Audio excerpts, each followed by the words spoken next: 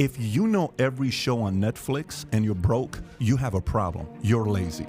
If you know every hit song that comes out and you're broke, you're lazy. If you know every single post on social media of other people's lives and you don't have another hustle that you're working, you have to accept the fact that you're lazy. Let me go a little bit deeper with this on my own personal life. My hip hop music stops in 03.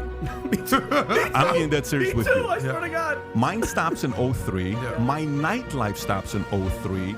My chasing of women the way I did stopped in 03. My desire to want to watch and consume every single sporting event that I never missed a Lakers game from the moment I came to the States. And when I joined the Army boot camp, obviously you can't watch TV. But then afterwards, I've never missed a Laker game from the age of being 12 years old coming to the States to the age of being 24 years old, 23 years old. Lakers was my religion.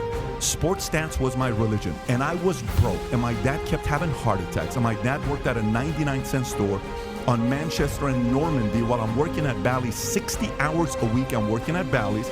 I'm the top sales guy at Bally's because I wanted my dad to be done, but I couldn't make enough money. I was making $3,000 a month. But at the time when I was off, I wasn't working a side business. I was doing anything to entertain myself. Mm-hmm. We are fooling ourselves if we're gonna sit there and just put all the responsibility on the people who have succeeded and not put any responsibility on the folks at the bottom that we're gonna say, well, poor you, you're working so hard. But then how do you know so much about all these shows? I don't understand. I've never watched this Montana. What is this Montana show? What is this show? Ozarks. Yellowstone. I don't even know I don't know what Yellowstone is. I've never watched Breaking Bad. I've never watched Sopranos. I've never watched an episode of Sopranos. The only series I've ever watched from 03 till today is House of Cards season 1 because people kept telling me I gotta watch it.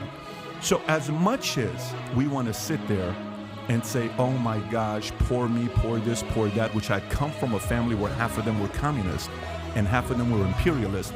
The one on the communist side, that's all they ever talked about. Their Bible was Communist Manifesto. Mm-hmm. And the ones on the right, they kept saying, why don't you do something? Every time, it was more fun for me to talk to the communists than it was to talk to the conservatives because the communists would feel sorry for me and it was safe. And it was warm. It was fuzzy. It was so much better. Every time I went to the communists, they're like, oh my gosh, it's them. I'm like, that's right. You're right. And I would feel special. But every time I went and talked to these suckers on the other side, the conservatives, they would say, what are you doing about it? Why don't you make a change? Why don't you pick up a book? Why don't you get another job?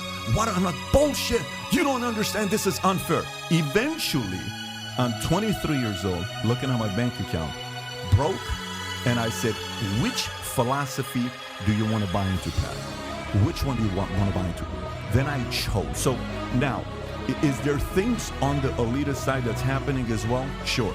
But for us to fool ourselves thinking people don't have any options to make a change, Wait, but you skipped over the most important part. Okay, so you chose, so how did you get from Bally's to here? Like, walk me through that. I went in the military, and I got some discipline for 2.5 years because I didn't have it. Thank you for your service. Anytime, so I got out. I needed it. So I think many boys who are undecided, military is a good choice for them. I got out. When I got out, I worked at Bally's. Then I started realizing I'm making way too many excuses. I'm blaming the world for my problems. I'm not taking any responsibility. Some of the mindsets that my mother's side gave me is right. Some of it isn't right. Some of the mindsets that my dad gave me is right. Some of it isn't right. I started questioning things. And then I said, listen, if I want my life to change, I got to make a decision about it. My parents brought me here to be free. My dad gave me work ethic. And the next thing you know, I start, I'm dating a girl named Zambia who's working on Morgan Stanley with her. And I said, so why is it that, you have all these nice cars? And she says, well, I work at Morgan Stanley Dean Wood. I said, how can I get a job there? She says, you need to go to UCLA. I said, I'm not going to school. She says, they're not going to hire you. I said, I'm not going to go to college. She says, you're not going to work at Morgan Stanley Dean Wood. I said, let me see if I can find a creative way to get a job. So I went and printed my resume, okay, and I put a cover letter with a nice joke, getting creative. I faxed it to 100 places, Goldman, Merrill, Smith Barney, TD Waterhouse, Morgan, all of these places. I got 30 callbacks. 15 of them laughed because the joke was funny. Yeah.